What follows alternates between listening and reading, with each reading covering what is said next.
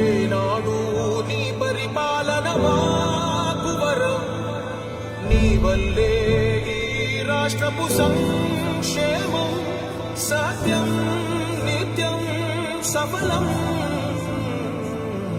జనగణ మంగళ నాయకుడా, ఘనమగు చరితల నాయకుడా, పలుతరములు మము పరిపాలించర స్వామికుడా.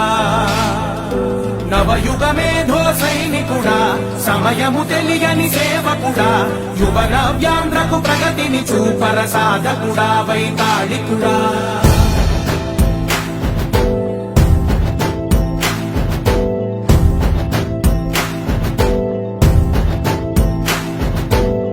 ప్రతి ఇల్లు నిన్నే నిన్నే పిలిచింది,